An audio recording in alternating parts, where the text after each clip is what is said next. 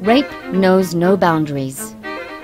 The best education is to know that it could happen to anyone. We are all prey to rape. You, me, all of us. The people of Japan are no exception to rape. But the primary weakness in the current system of providing help for rape victims in Japan stems solely from the fact that there is not one 24-hour rape crisis center available in Japan. One rape is one too many. However, rape victims in Japan have had nowhere to turn to and have been forced to suffer alone and in silence. Please hear these voices of the children in Japan, lost and alone, scared and helpless. Please put yourself in their shoes. Many sexual assault victims have been interviewed for this documentary, and 3 women courageously give their testimonies about how they were sexually assaulted. Rapists will rape in the morning and at night. Rapists will rape on weekdays and on weekends. Rapists do not take vacations. Therefore, 24-hour rape crisis centers must be established without delay throughout Japan. 私が初めて義理の父からレイプされたのは7歳の時でした。彼は私に、母には絶対に言うなと言いました。彼にレイプされる時はいつもそれが夢であるのだと思っていました。でもそれは現実でした。彼は16年間私をレイプし続けました。もう私を傷つけないでほしいと懇願するたびに、父親からレイプされている小さい少女は他にもいるのだと彼は私に言いました。私は同じようにレイプされている少女に会いたい、話したい、そう願っていました。なぜなら私がどう感じているか彼女なら理解してくれるはずだから。今日大人になった私は被害者として声を上げます。子供を救うことができるかもしれないという望みを持ってこのメッセージをあなたに届けます。誰かに話したい、助けてほしいと思っていたあの時を私は一瞬たりとも忘れたことがありません。あの時誰も助けてくれる人はいませんでした。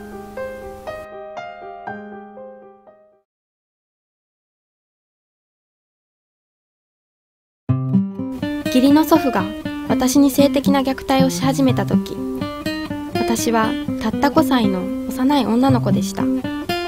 みんなが庭に出ている時、彼は私を台所に呼び、私にいい子になるようにと言いました。私の胸がどれほど大きくなったか確かめるために、私の体を触らなければならないと。そして彼はビールの匂いのする息で私にキスをし、いい子だいい子だと言うのです。なぜ信頼されるべき人間が罪のない子供の人生を恐怖に陥れるのか、私には今もわかりません。彼が癌で死んだ時、涙なんかこれっぽっちも出ませんでした。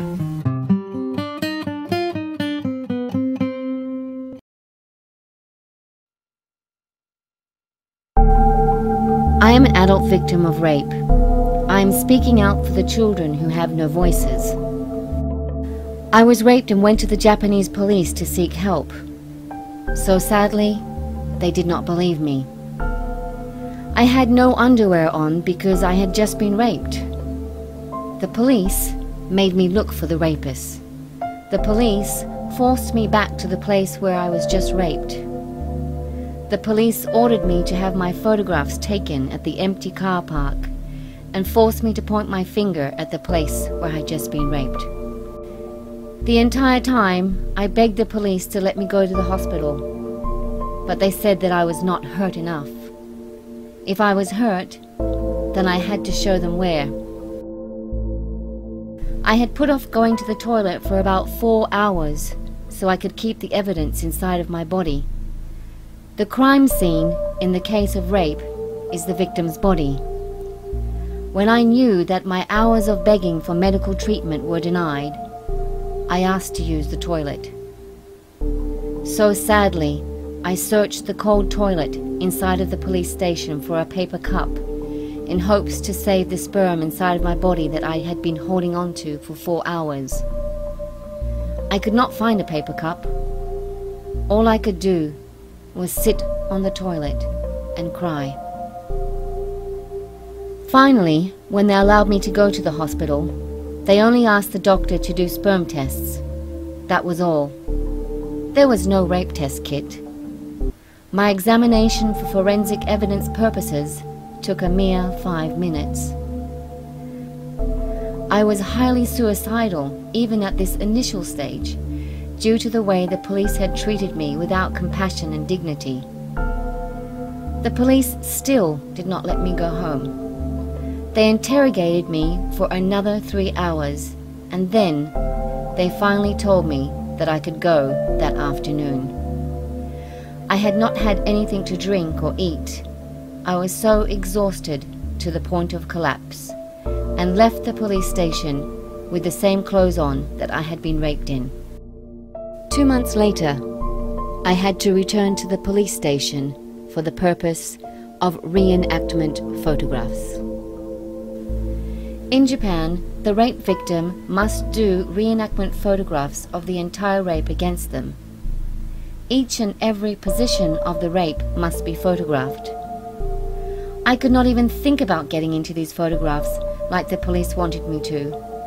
So I was made to be director of my own rape and directed a male and female police officer to take my place. I question, what child could reenact photographs for the police like this? These inhumane and outdated practices by the police of protocol reenactment photographs must be banned. No human being should be second raped by police, and no victim, man, woman or child, should be traumatized. I was treated like a criminal, interrogated for hours and hours on end like a criminal. No woman, no man, nor child should have to go through such re-victimization such as I have.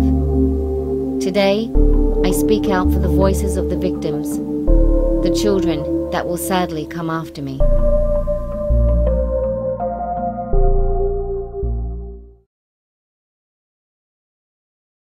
In conclusion, for Japan to be able to properly care for sexual assault victims, the hospital's procedures must be outlined and protocol.